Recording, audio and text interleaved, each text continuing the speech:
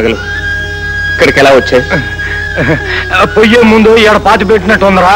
ఒరే ఓసా, నువ్వు ఎగసాయం మొదలు పెట్టిన రోజునే ఇది బయట పడిందంటే మీ అమ్మ నిన్ను చల్లగా దీవిస్తోందరా.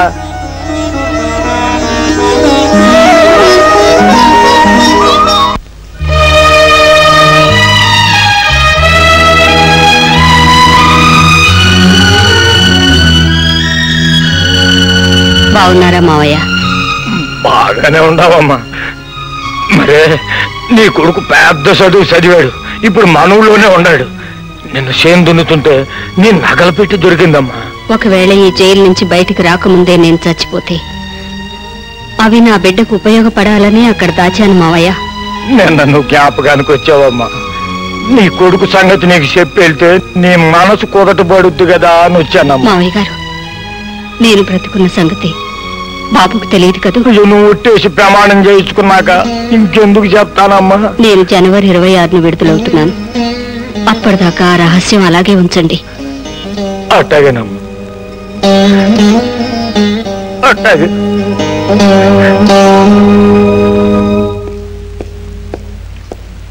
రాజు, ఏమిటి చిన్నబాబు ఇవాళ మా మీద తెలిచారు? ఏమీ లేదు. ఈ శరీరం స్త్రీ సాంగత్యాన్ని కోరుతుంది. ఇదేమన్నా బ్రోతల కంపెనీ అనుకున్నారా? బట్టల దుకాణం అండి బాబు. పైగా ఈ సంగతి మీ నాన్నగారికి తెలిసిందంటే నన్ను కట్టీసేసి అమ్ముకునేందుకు కూడా పనికి రాకుండా చేస్తారు. అలా భయపడకోయ్. కనీసం మన కొట్టుకు రోజుకు 200-300 మంది ఆడవాళ్ళు వస్తారు కదా, వాళ్ళలో ఒక్కరితైనా కాలు జారేది ఉండదా అని. బడులు ఉన్నాయండి?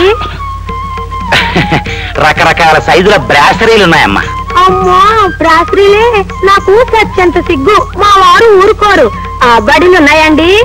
హాబ్బాడీలంటే గుడ్డ తీసి కుట్టించుకోవాల్సిందే. పర్వాలేదండి. మా వారు నువ్వు పిచ్చి మొహానివి, నిన్నెవరైనా మోసం చేస్తారేమో అంటుంటారండి. అబ్బెబ్బే, ఈ షాపులో మోసాలు అస్సలు జరగవండి. ఈయన మీ అబ్బాయి అండి? చిచి, వీరు షుగర్ ఫ్యాక్టరీ ఓనర్ బసవప్ప గారు అబ్బాయి. అలాగా, నమస్కారం అండి. నమస్తే. మా వారు మీ ఫ్యాక్టరీలోనే పనిచేస్తుంటారండి. చూడమ్మా, మీరు కాస్త లోపలికి వెళ్ళి కొలతలు ఇచ్చేయండి. ఈ లోపుగానే గుడ్డ తెప్పిస్తాను. అలాగేనండి. బాబు, చాలా అమాయకురాల్లా ఉంది. మీరు వెంటనే లోపల దూరి తలుపులు వేసేయండి. అల్లరి చేసే మనిషిలా లేదు. పైగా వాళ్ళ ఆయన మీ ఫ్యాక్టరీలోనే పనిచేస్తున్నాడు కాబట్టి గొడవ చేస్తే మొగుడు ఉద్యోగం ఎక్కడ పోతుందో అని భయపడుతుంది. వెళ్ళండి వెళ్ళండి. Thank you. పిచ్చి గోల చేస్తావేమోనని భయపడ్డాను. అరవడం ఎందుకండి? అలవాటైన పనేగా. అలవాటైన పనే. అదేంటి డబ్బు తీస్తున్నావు? అది 5,000. ఇచ్చే చెయ్యి ఇవ్వదని తెలిసినప్పుడు పుచ్చుకునే చెయ్యి పుచ్చుకుంటుంది. నేనేమైనా తయారుగా వచ్చాననుకున్నారా? నా బిజినెస్ ఇది. ఆ డబ్బులు ఇచ్చిపో, మా నాన్నగారికి లెక్క చెప్పాలి. నోరు మూసుకొని కూర్చోండి, లేకపోతే మీ నాన్నగారికి నేను లెక్క చెప్పాల్సి వస్తుంది. ఏమ్మా, ఇచ్చావా మా కొలతలు? టేపు చెడిపోయిందట, ఈసారి వచ్చిస్తా. టేపు చెడిపోయిందా తెగిపోయిందా? ఏమిటయ్యా ఈ అకౌంట్స్? ఏ అంకెదేనుకో ఏ లెక్కదేనుకో చచ్చినా అర్థం కావడం లేదు. అయ్యా, ఇన్కమ్ ట్యాక్స్ వాళ్ళని కన్ఫ్యూజ్ చేయడానికి రాయబడిన కన్ఫ్యూజింగ్ లెక్క. నేను యజమాన్ని, నన్నెందుకు కన్ఫ్యూజ్ చేయడు? బాబు, ఇక్కడ నుంచి మిమ్మల్ని నేను కన్ఫ్యూజ్ చేయను. ప్రామిసులు నమ్మడం మానేసి చాలా కాలమైంది. రేపటి నుంచి ఓ పని చెయ్యి. అయ్యి, దొంగ లెక్కలకి నల్ల పుస్తకం, అసలు లెక్కలకి తెల్ల పుస్తకం పెట్టి. ఆహా ఆహా ఆహా, బ్రహ్మాండం బ్రహ్మాండంగా ఉందండి ఐడియా. ఏం సర్టిఫికేట్ ఇవ్వక్కర్లేదు, చెప్పిన పని చెయ్యి. అయ్యా, అబ్బాయి గారు చూస్తే జ్ఞాపకం వచ్చింది. పొద్దున్న నన్ను డబ్బా ఇంచి 5,000 పట్టుకెళ్లారు. ఏ ఖాతాలో రాయమంటారు? 5,000? రే బంగారీ, ఏమిటానా? పొద్దుట 5,000 తీసుకున్నావు, ఏం చేసావురా? 5,000? 5,000 ఏం చేసావు? అది మరి మరి జోదంలో పోగొట్టావా? పావుడికి తగిలేసావా? మరి దాన్ని ఖర్చు పెట్టేశావా? అది లేదు నాన్న. మరి ఏం చేసావురా? చెప్పవయ్యా. అదే సార్, చిన్నబాబు గారిది మీలాగే సున్నితమైన హృదయం కదండి. డబ్బు జేబులో పెట్టుకుని టౌన్కి వెడుతుంటే దారిలో చెవిటి మూగా స్కూల్ కనిపించిందండి. టక్కున కారాపి 5,000 ఆ స్కూల్కి విరాళంగా ఇచ్చారండి. అది మన వాళ్ళు ఎవరైనా మగవాళ్ళు చెవిటి వాళ్ళు అవ్వాలి కానీ మనం వాళ్ళకి డబ్బు ఎదురివ్వడం ఏమిట్రా? నా కడుపుని చెడుపుతో పోతలకి. ఇదిగో రామస్వామి, నువ్వెక్కడికి? నాకు లెక్కలు చెప్పాలరా. నేను నుండి. ఈ పిల్ల ఎవర్రా? నా కూతురుండి. నీ కూతురా? మరి సుబ్బడు పోలికలు కనపెడుతున్నాయేంట్రా? అవునండి. అవును, గౌరవంగా మాట్లాడండి. సూపరంటే ఎవరనుకున్నారండి? నేను సోయానా పెదనానుండి, అంటే నా పెళ్ళానికి సోయానా బాగుండి. అటువంటిప్పుడు నా అన్న పోలికలు కాకూడదండి. ఇంకా నయ్యో ఈయన పోలికలు అన్నారు కాదు, సొట్ట మొక్కండి ఏమో పని పడలేదు. ఎవరు? నేనండి బుల్లిని. ఓరి బుల్లి నువ్వట్రా. ఒరే బుల్లె, ఆ ఇంట్లోకి ఊళ్ళో జనమంతా పెళ్లి భోజనానికి వెళ్తున్నారేంట్రా? ఆ ఇంట్లో గ్రామ సేవకి దిగిందండి. గ్రామ సేవిక అంటే ఎవర్రా? సర్కారు ఉద్యోగం, రైతులకి మంచి చెడ్డ చెప్తుంది. అవును కదరా, అందగా ఉంటుందా? జయప్రదలా ఉంటుంది. అమ్మో, ఇక నాకు సందడరా. అందుచేత మీకెవరికైనా సరే ప్రభుత్వ పరంగా ఏ ఇబ్బందులు వచ్చినా నాకు తెలియచేయండి. రేషన్ కార్డుల విషయంలో కానీ, కుటీర పరిశ్రమల విషయంలో కానీ ఏ అవసరం వచ్చినా నన్ను అడగండి. అలాగేనమ్మా. ఎవరారు? నా పేరు బోస్ అండి, వెంకటనారాయణ గారి మనవండి. వెంకటనారాయణ గారు మనవడవా? ఏం చేస్తున్నావురా? వ్యవసాయం. వ్యవసాయమా? అవును కదరా, నువ్వు కూడా పిల్లల్ని చూడడానికి వెళ్తున్నావా? ఏ పిల్లే? దాంతో సరసమడ్డానికి వెళ్తున్నావా? ఏమయ్య, ఇంత వయసు వచ్చింది, గేదెలా ఒళ్ళు పెంచావు, బుద్ధి లేదు నీకేమన్నా? స్క్రూలు దాలూజు మాట్లాడుతున్నావు? ఎంత మాట అన్నావురా? ఆ ఊళ్ళో ఎక్కడి నుంచి వస్తాయి బుద్ధులు? నీ అమ్మకి సండాలపోతే దాని బుద్ధులు వచ్చినాయి నీకు. ఏమన్నా అంటే పళ్ళరాలు కొడతాను. 50 ఏళ్ళు పైన పడ్డాని నన్ను కొడతావా? ఎవరారు? ఎక్కడపోయా చూసావు? నన్ను కొట్టాడు. రోజు అయితే కొట్టరంటే ఎవడెవడు కొట్టాడు అనుకున్నావు? బోసుబాబు కొట్టాడు. ఏమండు వెంకటనారాయణ గారు, ఏం సరుకు తీసుకొచ్చారు? సొరకాయలు నవనవలాడిపోతున్నాయి. కాయ తీగ నుంచి దింపుతుంటే కళ్ళమ్మ నీళ్లు వచ్చాయంటే నమ్మండి. సర్లేవయ్యా, ఇత్తనం వేసిన రోజునే పులుసులోకి వెళ్ళిపోతుందని తెలుసు కదా. అత్తారింటికి వెళ్ళొద్దని తెలిసినా పెంచిన ఆడకూతురు గడప దాడుతుంటే కళ్ళు తడవా? ఇది అంతే. సరేలేండి. రే రాజు, వెంకటనారాయణ గారి సొరకాయలు పాట పెడతానా? అందరినీ పిలు. అలాగే అన్న. రే సొరకాయలు పాటు పెడుతున్నావు రండ్రా. బాబు, 6 రూపాయలు రిక్షా కూలిపించి వెళ్ళిపోతాను. వారిని ఇల్లు బంగారంగానే కాసేపు ఆగర పాటకంగానే ఇస్తాను. 40 కూక. సర్కారు వారి పాట 1 రూపాయి పాడండి. ఏటి పాడమంటారండి? నిన్న మొన్న కూడా సరుకు కొట్టల్లో అట్టగా పడున్నాయి. కొట్లలో సరుకు ఉంది కదా అని రైతుకు అన్యాయం చేస్తావా? పాడండి. సరే, మీ అందరి తరఫున నేనే పాడతాను. సుబ్బారావు గారి పాట 2 రూపాయలు, జక్కరయ్య గారి పాట 3 రూపాయలు, గారి పాట 4 రూపాయలు, ఎర్రయ్య గారి పాట 5 రూపాయలు, జక్కరయ్య గారి పాట 6 రూపాయలు, 6 రూపాయలు ఒకటోసారి, 6 రూపాయలు రెండోసారి, 6 రూపాయలు మూడోసారి. జక్కరయ్య, ఈ సొరకాయలు తీసుకెళ్ళి నీ కొట్లో వేసుకుని డబ్బులు ఇచ్చాయి. ఏంది సొరకాయలు వచ్చినప్పుడు దొరపలకన్నా చేతివి, సొరకాయలు వచ్చే గిట్టుబాటు అవుతాయి అనుకుంటే ఇప్పుడు అట్టగే చేస్తావింది. అయితే ఏంటి ఇవ్వనంటారా? ఈయన నేనేడంటలే, కానీ గరికిపాడి నుంచి సరుకు రుచాలు వేసుకొచ్చినందుకు 6 రూపాయలు ఇయ్యాల. నువ్వు 6 రూపాయలు పాట పాడితే నేనేం తినాలా?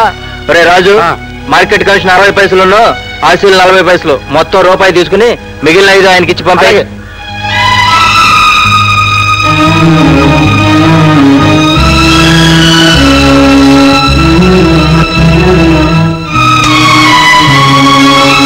బాబు, నా రిక్షా డబ్బులు. ఇదిగో బాబు. ఇదేంటి 5 రూపాయలేగా? ఇంకో రూపాయలు రావాలిగా? నువ్వే చూస్తున్నావుగా అయ్యా. లేవంటే ఎలాగయ్యా? 5 మంది ఎంట్లో పడి రిక్షా తొక్కుంటూ వచ్చాను. 6 రూపాయలు ఇవ్వాల్సిందే. నీ బతికే బాగుంది బాబు. అనుకున్న రేటు దబాయించి వసూలు చేసుకుంటున్నావు. చూడు బాబు, ఆ మిగతా రూపాయి మన ఊళ్ళో ఇస్తాలే. మంచి గిరాకే.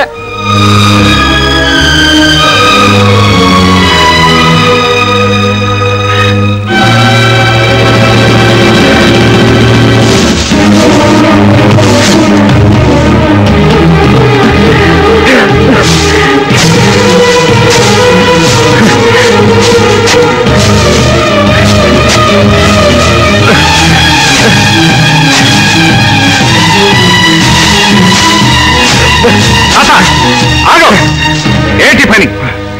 రే, నన్ను ఆత్మాగా ఇవాళ ఈ చేనంతా తెగ నరికితే గాని చీకటడ్డాక నాకు కునుకు పట్టదురా. అసలు ఏం జరిగింది తాత? ఏం జరిగిందా? ఏదో ఇటుగా ఏతు కష్టపడకుండా ఇన్నాళ్ళ నుంచి చూసుకొస్తున్నాను. ఈ లాటు సొరకాయలు సర్కారు. అమ్మమ్మమ్మ అలా అనకూడదు, మనం రైతుల్ని ఆదుకోవాలి. పాడండా. సుబ్బారావు పాట 2 రూపాయలు, జార్జి పాట, జాకోబు పాట 4 రూపాయలు, యేసుపాదం పాట 5 రూపాయలు, సుబ్బారావు పాట 6 రూపాయలు, 6 రూపాయలు ఒకటోసారి, 6 రూపాయలు ఒకసారి, 6 రూపాయలు మూడోసారి. సుబ్బారావు, డబ్బు కట్టి సరుకు తీసుకెళ్ళి. ఆగు. ఈ రేటు కూరగాయలు ఇవ్వటం నాకు ఇష్టం లేదు. అనుకోవాలి. ఇక్కడికి వచ్చాక మేము ఇచ్చింది చచ్చినట్టు తీసుకోవాల్సిందే. నీ అంగబలంతో ఈ ఊళ్ళో మరో మార్కెట్ లేకుండా చేసి నీ ఇష్టం వచ్చిన రేట్లో కూరగాయలు తీసుకుని ఏకఛత్రాధిపత్యం చేద్దాం అనుకుంటున్నావా? నేనెవరో తెలుసా? తెలుసురా, రైతుల రక్త మాంసాలు తిని తెగబలిసిన ఊరాంబోతు అని. మార్కెట్లోకి వచ్చే ముందే ఈ ఊళ్ళో సొరకాయ 1 రూపాయన్నర చొప్పున నువ్వు అమ్ముతున్నావని తెలుసుకునే వచ్చాను. రైతులను అమాయకుల్ని చేసి నువ్వు ఆడింది ఆటగా పాడింది పాటగా చేద్దామనుకుంటే అది ఇక చెల్లదని చెప్పడానికే వచ్చాను. ఏంటిది? ఇంతకు ముందు మా తాత తీసుకొచ్చిన ఆ 100 కాయలకు ఇప్పుడు నేను తీసుకొచ్చిన ఈ 250 కాయలకు 500 రూపాయలు నేను తీసుకుంటున్నాను. ఇదిగో మార్కెట్లో ఉన్న వాళ్ళంతా ఈ డబ్బు పంచుకోండి.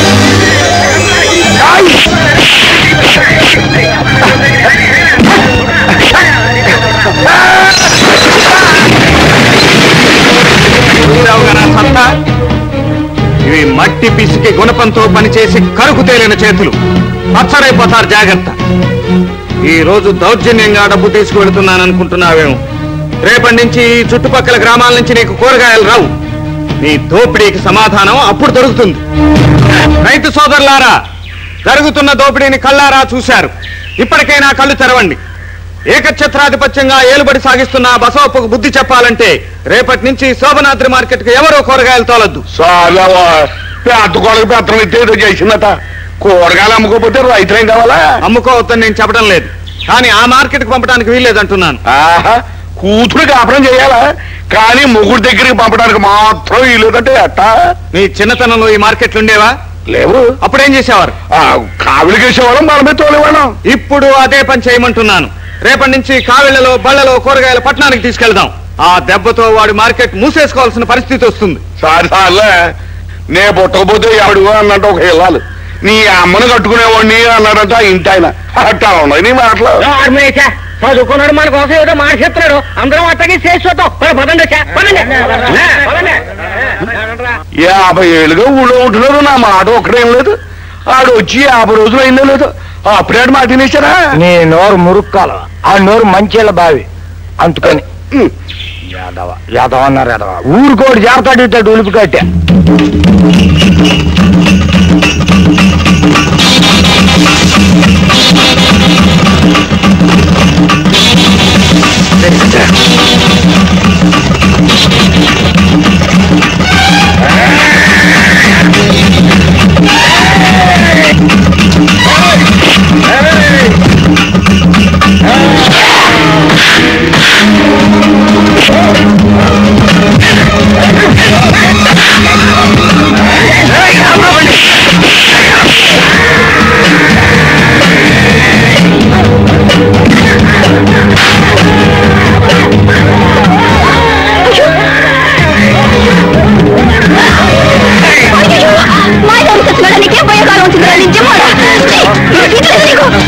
ఏం చేస్తానో చూడు.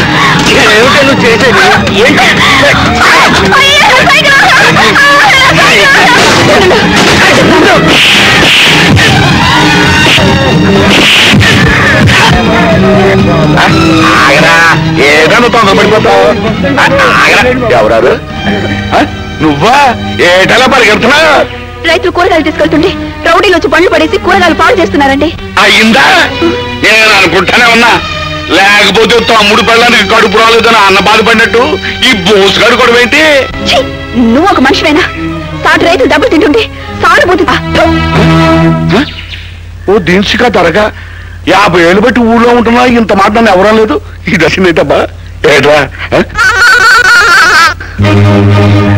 ఏంటి లక్ష్మి, ఏం జరిగింది?